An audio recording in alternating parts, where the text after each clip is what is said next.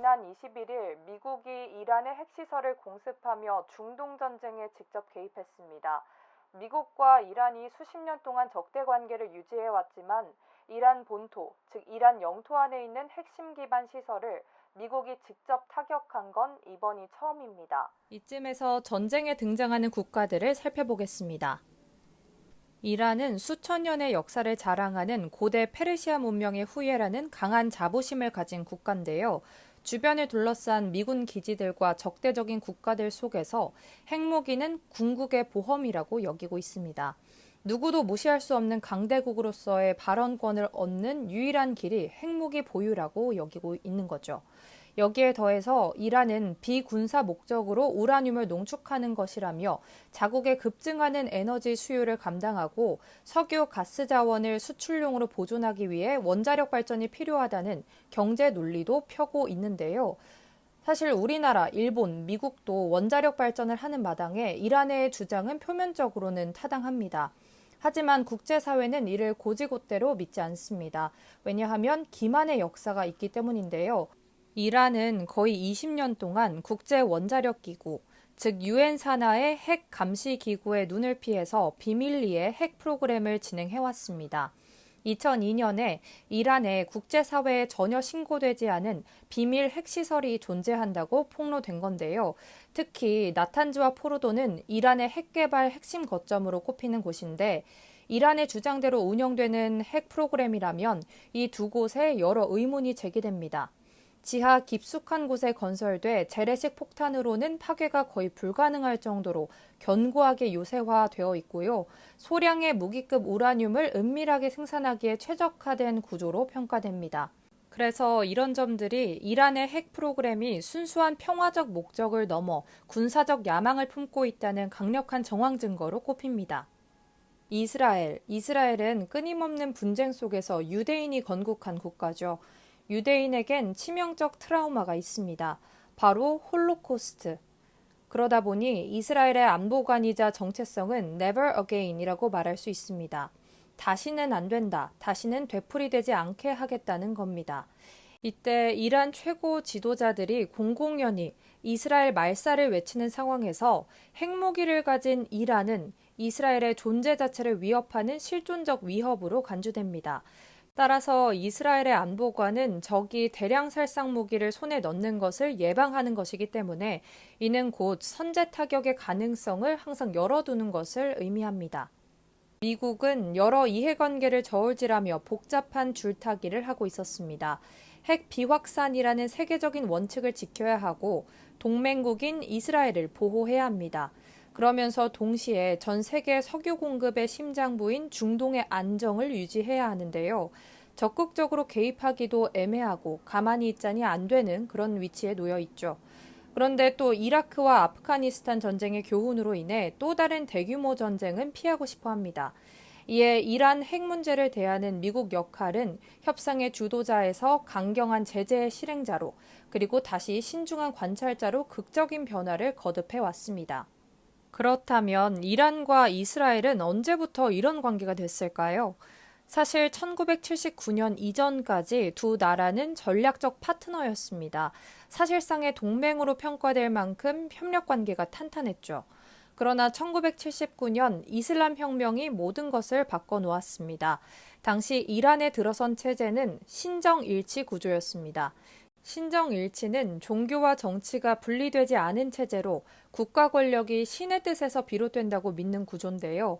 종교 지도자가 곧 국가 권력자로 군림하며 세속 권력은 그 아래에 위치하게 됩니다. 이란에서는 이슬람 혁명을 통해 이러한 신정일치 체제가 확립됐고 최고 지도자 라흐바르가 대통령과 의회를 넘어 사법, 입법, 외교, 군사 전반을 최종 통제하는 구조가 자리 잡았습니다. 이슬람 혁명은 당시 이란을 통치하던 친서방 세속 정권 팔라비 왕조를 무너뜨리고 서구 질서의 정면으로 맞서는 이슬람 국가를 수립하겠다는 이념에서 출발합니다. 이 과정에서 미국은 거대한 사탄, 이스라엘은 작은 사탄으로 불리며 새 이란 정권은 서방 세계를 타락과 억압의 상징으로 규정하게 됐죠. 특히 이란은 이슬람 정의 실현의 일환으로 팔레스타인의 해방을 주장하며 이스라엘의 존재 자체를 부정하기 시작했습니다. 이후 두 나라는 전면전을 벌이진 않았지만 수십 년간 그림자 전쟁을 벌여왔습니다. 이스라엘은 이란 나탄즈 핵시설에 바이러스를 퍼뜨리고 핵 과학자들을 암살하며 타격을 가했고요. 그리고 이란의 군사기지, 미사일 공장 등엔 원인 불명의 폭발과 화재가 끊이지 않았습니다. 또 시리아로 무기를 실어 나르는 이란 선박들이 지중해와 홍해에서 의문의 공격을 받는 일도 빈번했죠. 이 모든 공격의 배후로 이스라엘이 지목됐지만 이스라엘은 단 한 번도 공식적으로 시인하지 않았습니다. 이스라엘의 그림자 전쟁처럼 이란도 대리 세력을 남몰래 지원하며 이스라엘을 공격했는데요. 그 세력이 국제뉴스에서 자주 보던 헤즈볼라, 하마스, 후티 반군이 저항의 축입니다. 이들은 각자의 동기와 목표를 가지고 있지만 궁극적으로는 이란의 큰 그림 아래 움직였습니다. 그러면서 배후 세력, 이란을 부인하며 책임으로부터 빠져나오곤 했죠. 이란은 군사력의 비대칭을 상쇄하기 위해 이들 세력을 무장시키고 지리적으로 완충지대를 확보하는 전략을 택한 겁니다. 이는 이란 본토를 방어하고 동시에 이스라엘을 지치게 만들려는 장기 전략의 일환이었습니다. 지난 4월부터 미국과 이란은 오만의 중재로 10년 만에 공식 핵 협상을 시작했고 5차례나 협상이 진행됐죠. 처음엔 중동 지역의 긴장도가 낮아질 거란 기대도 나왔지만 현실은 녹록지 못했습니다. 미국은 이란의 우라늄 농축을 절대 허용할 수 없다고 했고 이란은 우라늄 농축은 포기할 수 없다고 맞섰습니다. 결국 양국의 입장은 좁혀지지 않은 채 갈등만 깊어졌습니다. 이렇게 미국과 이란 핵 협상이 지지부진하자 다음 협상을 이틀 앞둔 13일 새벽 네타냐후 이스라엘 총리는 이스라엘 북부로 휴가를 간다고 발표한 뒤 기습적으로 이란 곳곳을 공격합니다. 일어서는 사자로 명명된 작전은 이란 심장부를 정조준했습니다. 이스라엘 공군은 이란 핵시설과 군사기지를 타격하는 동시에 이란군 참모총장, 이슬람혁명 수비대 총사령관 등 군 수뇌부와 핵심 핵 과학자들을 제거했습니다. 사실상 이란 지휘체제를 마비시킨 거죠. 이에 이란도 미사일과 드론을 이용해 이스라엘에 보복했는데요. 보복에 재보복이 이어지면서 전면전이 시작됐습니다.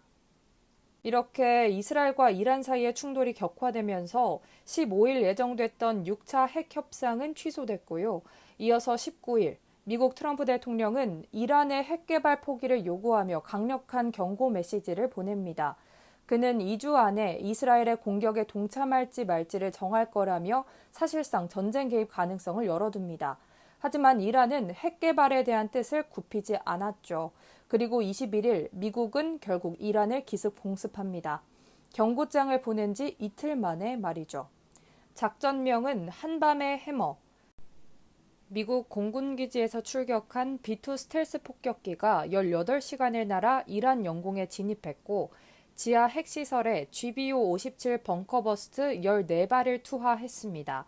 GBU-57 벙커버스터는 무려 13.6톤으로 지하 60m에서 80m 관통 능력을 가진 특수폭탄인데요. 실전 투입은 이번이 처음이었습니다. 이란의 포르도, 나탄즈, 이스파한 핵시설이 그 목표였는데요. 특히 포르도는 산악 지하 깊숙이 건설된 난공불락의 요새로 불렸던 곳이었습니다.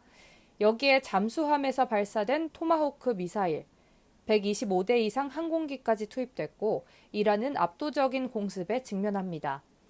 트럼프 대통령은 즉각 기자회견을 열고 이란의 핵 농축 능력을 파괴하는 데 성공했다고 선언했습니다. 불과 얼마 전까지만 해도 중동의 끝없는 전쟁에서 발을 빼겠다고 공언한 트럼프 대통령은 왜 갑자기 마음이 바뀐 걸까요? 이런 변화엔 네타냐후 이스라엘 총리의 끈질긴 설득이 있습니다. 그는 이란 핵 개발을 이스라엘의 생존을 위협하는 가장 큰 적으로 규정하고 이를 막기 위해서 10년 넘게 미국을 설득해왔는데요. 과거 미국 대통령들은 중동 전체가 전쟁에 휩싸일 것을 우려해 선을 그었지만 트럼프 대통령은 달랐습니다. 네타냐후 총리는 이란 정권이 약해진 지금이 정권 교체의 적기라고 판단했고 트럼프에게 치밀하게 준비한 공습 계획을 직접 브리핑했는데요. 트럼프 대통령은 이 계획에 깊은 인상을 받은 것으로 알려져 있습니다. 또 트럼프는 이란의 핵무기 완전 포기를 요구하며 최대 압박 전략을 펴왔지만 5차례 협상에도 이란은 우라늄 농축 중단 요구를 거부했습니다. 그런데 여기에 이란이 단 3주 만에 핵무기 9기를 만들 수 있을 정도로 빠르게 고농축 우라늄을 생산할 수 있다는 정보기관의 분석이 나왔고요. 결정적으로 이스라엘은 공습 초기 이란의 군 지휘부 핵심 인물들과 핵개발 과학자 수십 명을 정교하게 표적 살해하는 데 성공하면서 전 세계를 놀라게 했죠. 정확하게 목표만 제거하는 이스라엘의 군사적 역량은 전쟁을 하더라도 확실하게 이길 수 있다는 자신감을 트럼프 대통령에게 심어주기에 충분했던 겁니다. 이렇게 미국의 기습 공습을 받은 이란. 이란은 승리의 약속이라는 작전명 아래 보복에 나섰는데요. 중동 최대 미군 기지 아로데이드 기지를 겨냥해 미국이 투하한 벙커버스터와 똑같은 숫자인 14발의 미사일을 발사했습니다. 눈에는 눈, 이에는 이를 의미하는 이슬람 형법 원칙, 키사스에 따른 상징적인 대응으로 보이죠. 흥미로운 건 이란이 공격 전 미국과 카타르 측에 공격 계획을 미리 통보했다는 겁니다. 덕분에 미군은 병력과 항공기를 안전한 곳으로 대피시킬 수 있었고요. 발사된 미사일 14발 중 13발을 요격해 인명피해는 전무했습니다. 이에 트럼프 대통령은 사전 통보에 감사하다는 이례적인 메시지를 낸 뒤 SNS를 통해 완벽하고 전면적인 휴전에 합의했다며 직접 종전을 선언하고 평화중재자 이미지를 극대화했습니다. 이렇게 지난 13일 이스라엘의 기습 공격으로 시작된 이란과의 무력 충돌은 단 12일 만에 트럼프의 강제 휴전 선언으로 일단락됐습니다. 이번 전쟁으로 트럼프, 네타냐후, 하메네이 누가 무엇을 얻었을까요? 세 주체는 각기 다른 정치적 실리를 챙겼습니다. 먼저 트럼프 대통령에게 이번 전쟁은 자신의 정치적 브랜드를 강화할 수 있는 기회였습니다. 그는 수년간 지속되면서 중동 전체를 파괴할 수 있었던 전쟁을 자신이 막아냈다고 선언하며 힘을 통한 평화라는 외교 원칙을 입증했습니다. 한밤의 해머 작전으로 이란을 압도한 직후 전쟁을 멈추고 휴전을 이끌어내며 해결사 이미지까지 더했죠. 이는 재집권을 노리는 트럼프에게 정치적으로도 유리한 계산이었습니다. 중동 전쟁이 장기화되면 유가 급등, 미국 내 물가 불안, 지지층의 반전 여론 등 부담이 컸기 때문이죠. 그래서 그는 초기부터 이란 정권 교체 가능성까지 언급하며 극단적 압박을 시도했고 결국 제한적인 군사 개입으로 최대 외교 성과를 얻는 전략을 성공시켰습니다. 한편 네타냐후 총리에게 이 전쟁은 정치적 구원이었습니다. 2023년 10월 7일 하마스의 기습 공격과 가자지구 전쟁 장기화로 인해 안보 실패 책임론으로 지지율이 바닥을 쳤던 그에게 이란과의 전쟁은 반전을 만들어줬습니다. 국민들은 국가적 위기 속에서 결집했고 여론조사에 따르면 유대인 이스라엘인의 83%가 이란 공습을 지지한 것으로 나타났습니다. 무엇보다 네타냐후는 수건이었던 이란 핵 프로그램 무력화를 미국의 벙커버스터 작전으로 실현했습니다. 미국이 강제 휴전이라는 출구를 열어준 덕분에 네타냐후는 군사적 승리를 거두고도 정치적 부담 없이 물러날 수 있었습니다. 그래서 많은 전문가들은 이번 전쟁의 실질적 승자를 네타냐후로 평가합니다. 반면 이란 최고 지도자 하메네이는 외형상 최소한의 명분만 얻은 채 사실상 굴욕적인 휴전을 받아들여야 했습니다. 이스라엘 공습으로 이란 군부 핵심 인사들이 제거되고 방공망도 붕괴됐고요. 경제 상황은 극도로 피폐해졌습니다. 수도 테헤란에선 빵을 사기 위해 줄이 길게 늘어설 정도였고 민심 이반도 심각했습니다. 이런 상황에서 전쟁을 지속하는 건 곧 체제 붕괴를 의미했기 때문에 이란은 약속 대련, 실제로 싸우는 것이 아니라 미리 합을 짜고 움직이는 형식을 통해 명분만 챙긴 채 사실상 백기투항을 선택할 수밖에 없었습니다. 이번 강제 휴전으로 40년간의 중동 전쟁이 완전히 끝난 걸까요? 미국은 이란 핵시설을 완전히 파괴했다고 선언했지만 미 국방정보국은 핵 개발을 최대 6개월 지연시키는 데 그쳤다고 평가했습니다. 더 큰 문제는 이란이 공습 전 핵폭탄 여러 개를 제조할 수 있는 고농축 우라늄을 다른 곳으로 빼돌렸을 가능성입니다. 행방이 묘연한 이란의 우라늄은 어디로 갔을까요? 트럼프는 완전 파괴를 주장했고 네타냐후는 배수구에 쳐넣었다고 했지만 국제원자력기구는 조심스럽습니다. 특히 미국 공습 전에 이란이 고농축 우라늄을 다른 곳으로 옮겼다는 정황도 있습니다. 위성 사진에도 수상한 트럭들이 포착됐고 국제사회는 60% 농축 우라늄, 약 400kg의 행방을 추적 중이죠. 게다가 이란 의회는 휴전 직후 국제원자력기구와의 협력 중단 법안을 통과시켰습니다. 사찰 거부는 곧 감시의 눈을 피해 어둠 속으로 들어가겠다는 선언이기도 한데요. 이것이 핵 확산 금지 조약 NPT 탈퇴라는 파국으로 가기 위한 수순일 수 있다는 분석이 나옵니다. NPT를 탈퇴한 국가는 지금까지 북한이 유일한데 만약 이란이 국제원자력기구 사찰을 영구히 거부하고 NPT마저 탈퇴한다면 이란이 비밀리에 핵무기를 개발해도 막을 방법이 없어진다는 것을 의미하죠. 애초에 이번 전쟁의 촉발 요인이었던 이란의 핵 프로그램은 여전히 실체가 완전히 밝혀지지 않았습니다. 국제 감시망에서 벗어난 이란은 어쩌면 핵무장을 향한 마지막 질주를 시작한 걸지도 모릅니다. 이번 전쟁은 단지 중동의 일이 아닙니다. 한국 경제 역시 한때 긴장 속에 휘청일 뻔했죠. 한국은 석유를 100% 수입하고 그중 70% 이상을 중동 지역에 의존하고 있습니다. 이번처럼 중동 정세가 불안정해지고 원유 공급이 막히면 국제유가가 폭등하고 그 여파는 전기료, 자동차 조선산업, 수송 물류 비용, 나아가 생필품 가격까지 광범위하게 번집니다. 실제로 미국의 이란 핵시설 공습 직후 이란이 호르무즈 해협을 봉쇄할 가능성이 거론되기도 했는데요. 이 해협은 한국이 수입하는 중동산 원유의 99%가 지나는 관문입니다. 다행히도 이번엔 휴전 합의가 빠르게 이루어져 당장의 위험은 피했지만 전문가들은 이번 사태가 한국의 에너지 수급 구조를 다시 생각할 계기를 남겼다고 말합니다.